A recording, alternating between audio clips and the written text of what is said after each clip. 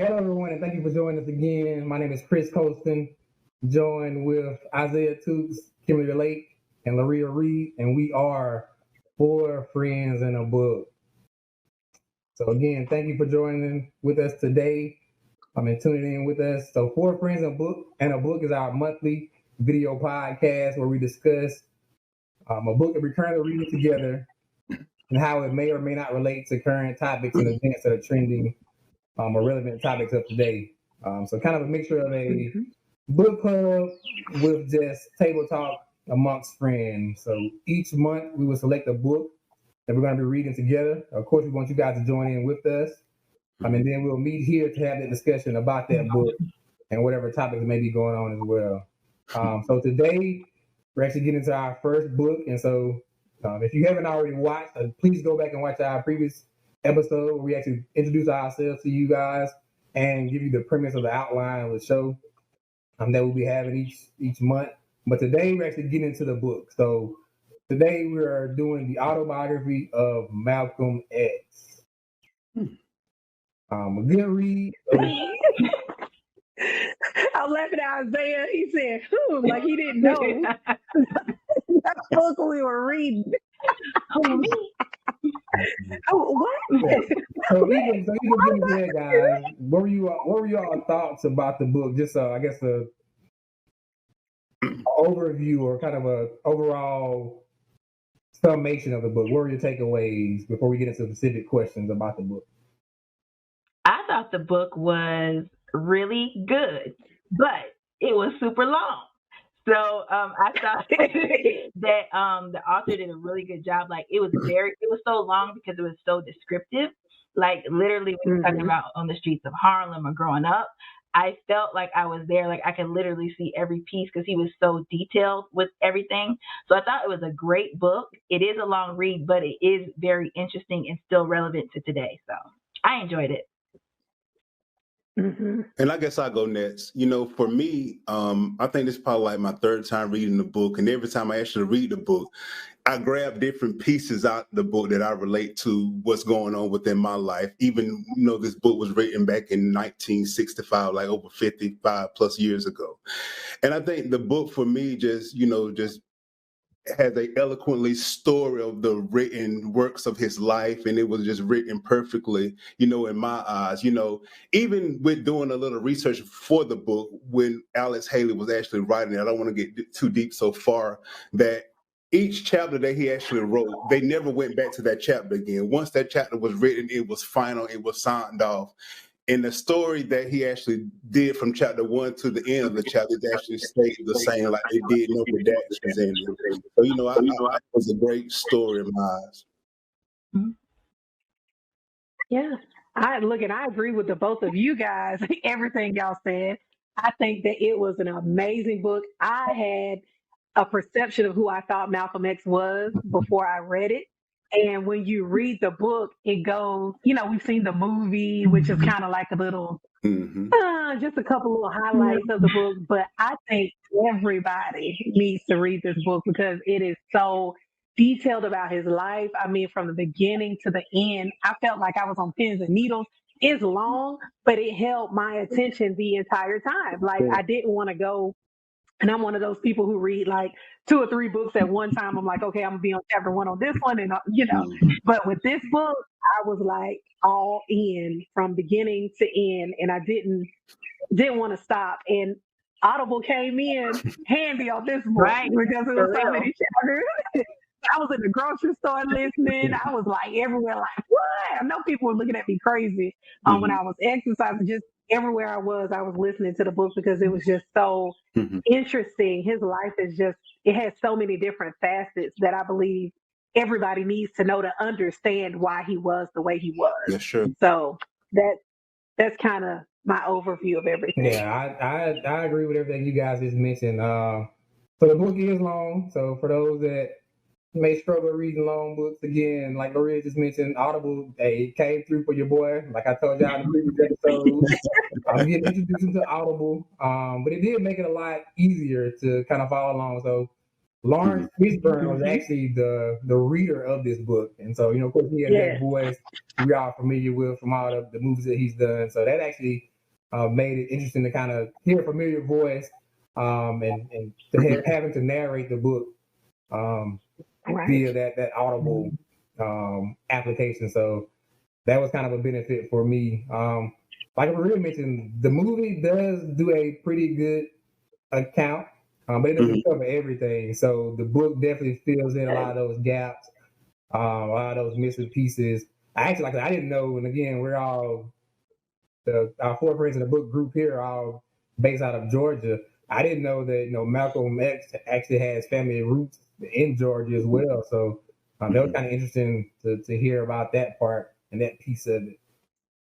So to get a bit deeper into it, so what parts did you identify, or each of you identify most with about this book, as far as, I guess, his life, his philosophy, ideas, even how, as Isaiah mentioned, the book was written, back in the 60s, but hearing about the plight of African American at that time period, what were your thoughts about seeing that history in that moment, and even if it's relevant to today and some of the things that we're still seeing or how things may have evolved since then? What are your kind of thoughts and takeaways as far as that? I don't want to go first. Well, I'll go. So you first want us to identify, how we identify what Malcolm's life most mean to us. I want to first start with this book was a story about, what was possible.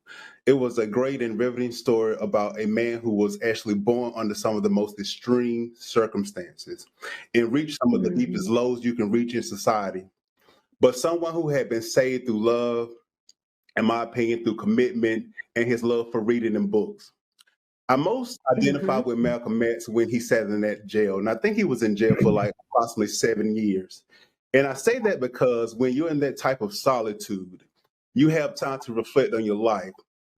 Malcolm took everything that he ever known and changed it into what he could become. He discovered a higher power, his love for reading, and possibility for change.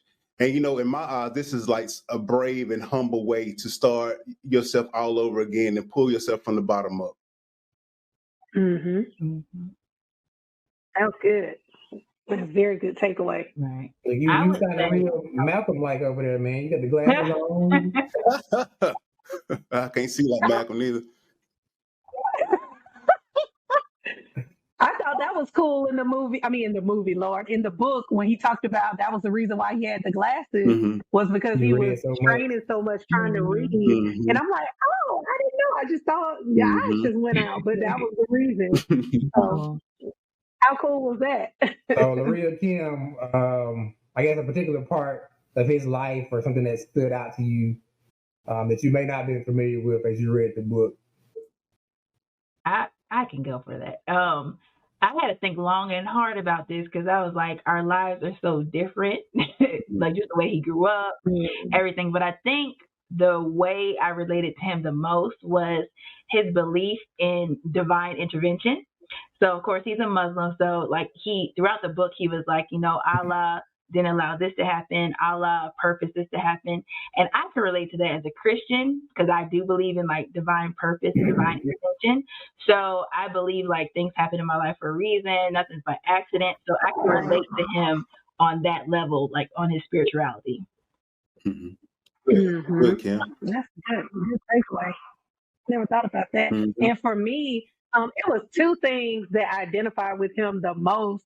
And the first one was he's a preacher's kid. His father was a pastor. His father was very concerned about the legacy of his family, which was why he had the life insurance policy for them. And the things that and I identified, that was my dad. He was always concerned about his legacy with us as his children, to make sure, he would always say, a good man, like the Bible says, leaves an inheritance for his children's children. And that was what his father was attempting to do. And for him to die the way that he did, I don't want to give it away too bad, but the way that his father passed away, to be killed like that, and then had that in place for his family so that they wouldn't have to need for anything, and then they denied them the policy. That just, because a man is only as good as what he's able to leave, and for his father not to have been able to do for his family and for them to struggle the way that they did. Because I think about it, if he would have had a different kind of upbringing where he didn't have to do what he, with the whole piece about them being adopted and foster parented and all, all of those things would not have happened. He wouldn't have been going down the path that he did. So for me, that was such a pivotal role in his life for everything, chapter 1, I think that was chapter 1 or 2 or whatever. But when that happened, you could just see the trajectory of his life just go in a whole nother direction. And I believe that that's kind of what I identify with the most. Because once again, me and him have completely different lives, but that was one thing that I really was like, man, that my father was the same way with trying to make sure he set up his family, and for him to be in that time period trying to make sure that his family was taken care of. Not saying that other men didn't want to, but to put that in place, that was a lot back then. So yeah, that was good. I think for me personally, the thing that kind of stood out the most was just seeing the progression, like, as a boy to a man, and even the maturity that he went through that process of life. Like I said, some of those struggles as a youth, and losing his father to a violent death, and how his mindset changed, is even being molded into kind of a hustler's mentality, or kind of having to adapt to the situation because, again, at that time period, when your father was usually your provider, and now that's gone. So, him and his brothers having to step up and having to figure out a way, along with their mother, to try to, to eat. I mean, they was scrapping to even find meals each day. But even to see that progression of him, moving to the big city, working on the railroads, and that hustler mentality, like Isaiah mentioned, going to jail, and that kind of changes his perspective a lot. So just that growth as a man, to also show that you're not always confined to your circumstances. So they definitely can shape and mold you and some of your outlooks and how you view things. But to see that evolution and that growth, and that change of mindset, for me was it was well described. And I again, as a man myself, just I guess seeing that story, reading that story, getting that history, and seeing that progression and that elevation was just a huge takeaway for me. Again, I love history. Hearing about some of the things of the past that was mentioned, all those things were just kind of very influential, I guess, in my takeaway from the book itself. So, and so, Four Friends in a Book podcast, we're not only about books, but we still try to find relevant topics of today, things that are trending today that may even relate to those books. So one of the things that's kind of trending right now, and I mentioned to my friends, like, we got to do this. We gotta have a little discussion about this. Boy, Kevin Samuels. Like, Kevin Samuels is he.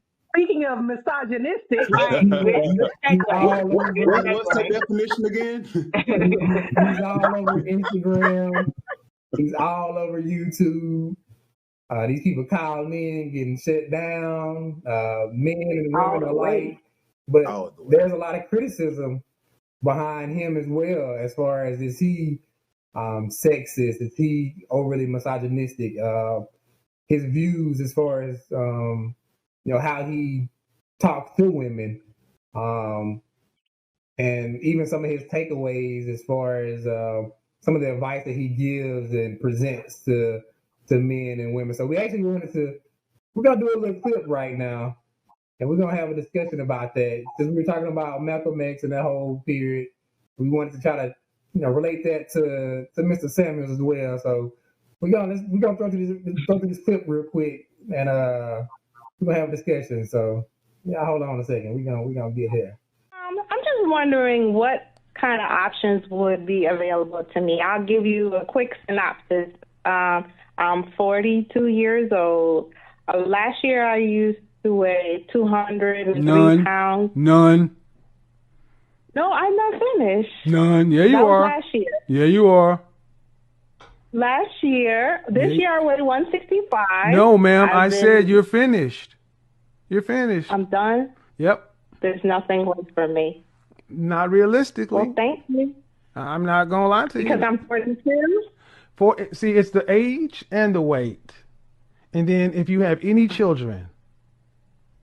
So my kids are. Okay, ma'am. I don't need to. Okay, I'm gonna be honest. It's and I don't want to be rude. Sound like rude, but see, when you over 40 and you're obese, and or even if you're coming down, you still can go the other way, and then you have children. Okay, the only way that there would ever be any chance for you is if you were gorgeous. And if you were gorgeous, you wouldn't be calling. So I need the people to understand I'm not being rude. It's just oftentimes I'll get women who want to call in, they want to tell me their story, and then I know where it's going to end. Ma'am, you kind of knew that in order to overcome just your age alone, you're going to have to be very feminine, very submissive, very cooperative. You have to bring a lot to the table. That's before your weight and before your children. And your children are a messy detail for a man. I don't mean, and you can love your children, but people don't look at our kids the same way. So that's why when you asked, I'm like, and were you married in the past? We just watched that clip from Kevin Samuels. So again, he's trending on social media right now, on Instagram, on YouTube. Everybody talking about him. The men seem to love him. Women seem to not so much. They pretty much hate him. So was that too harsh? Does he need better tact? Like, what are your thoughts on even his advice? Like, so he brands himself as a image and a style and life coach. So he's giving people his perspective as far as what he feel like their prospects are. Well, my thing is he's always talking about high value men and what high value men want. My question to y'all is, what do you think? Because he's speaking for a high value man. So how you get back around on us that quickly? So first of all, I'm gonna ask you a question. But let me get your perspective. No. You answer my question. I asked you. Because he keeps saying high value men want this specific kind of woman. So is that true? I think first, Kevin Samuels, what is first as an image consultant, if somebody ever gives that word for me. I think he encourages women actually to devalue themselves. I mean, I don't know what he meant by the high value, but as far as like with integrity, values, core to the core, family life, those are the things that high value men, in my circle are interested in. I mean, you can have someone with a small waist, but if they bring nothing to the table, what do you have? You just have an empty seat. So my thing is like if you want something as far as like with security, which we all hope for security. I don't just mean just like financial security. I mean security with emotional, financial, whatever you can do to provide your spouse with to make them better every single day. That's the security men and women are both looking for. So I think that he's actually giving them the actual wrong advice of what a high value quote person would per se. And as far as like with those ladies who actually call him, don't let this person, as far as like Kevin Samuels, take your power. People that can actually take your power have the power to actually demote you as well as to actually lift you up. And if a person can easily do that, I mean, it would be a shamble. But believe in yourself, believe in your own confidence, and you can go. If somebody just don't want you for you, I mean, it's not working out from the beginning. No solid. That's right. I'm gonna be very honest here.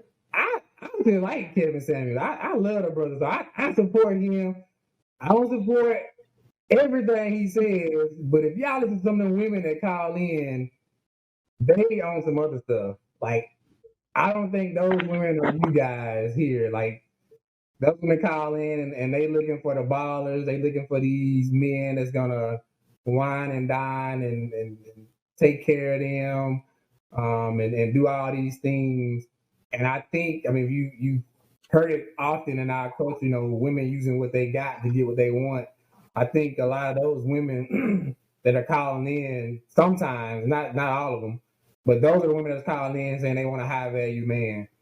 The image, it definitely has a part. I mean, I'm gonna be honest with you. I'm pretty sure y'all may disagree or agree, but everybody wants to be attracted to their spouse, to their partner. So Of course. It's true. Yeah. you know that You got to have that. regardless That's got to be a of what part they want of to it. say, you know, I'm thrown in by their mind. I love that may be a part of it, but the first thing you see is this, you know, this man with his beard or this body, or you see this woman with this nice shape and these legs or whatever it may be that draws you in. So the physical does have a big part within it, but it has to be more than that. And I think that's where those attributes and those other things outside that comes into play. I think he is giving good perspective, and especially to some of the falsehoods or false narratives as far as, again, people just trying to always get what they can get out of a relationship and not having a willingness to pour in and to, you know, compliment a partner in a relationship. If it's all about, you know, what I can get, or, you know, buying me this or taking me on these trips and doing this, I think that's a bad mindset to have coming into it. And from what I'm seeing oftentimes, that's kind of what's being presented. So Okay. I support my boy. I think I stand firm in it. And see, I didn't know Okay. the women talk. I didn't know that the women was calling saying those things to him. My opinion was just basically on that clip of what was, you know, played for us. But you know, that's like a whole nother different ball game now. Don't let him Hey, change you, come on, Isaiah. come on. Don't let Don't him let change him you change back, you. It's a whole Isaiah. nother different You ball stay game. with what you said, You stay with Isaiah. what You you stay was with right. what you said. No, You hey. stick by your words because you was right. Right. But let me hear from Isaiah, I come value on, women. come But on, come you on, brother. can't. Stand with Well, me. I'll let Stand Kim with go. me. I'll let Kim go. I No, I'm letting don't have you. much to say about Kevin Samuels. I'm like, I don't know why he's a relationship guru. I mean, I think he's divorced twice. I don't know if he's with somebody. So I like taking advice from people that have a life that I want, and he doesn't have the life that I want. Now, I will say that he does. I think his advice is spot on for the type of man he's talking about. So I think his advice is for the guy that is looking for the trophy wife or arm candy. If that's the case and you're trying to get that man that wants the trophy wife or arm candy, then all the physical attributes and all the other stuff he's talking about is right, because that's all they're looking for. So I think the women calling in, I don't know why they're calling in, because I think a lot of them sincerely are looking for a relationship advice or how to get a man. And I just don't have it for Kevin Samuels. I'm sorry, I just don't.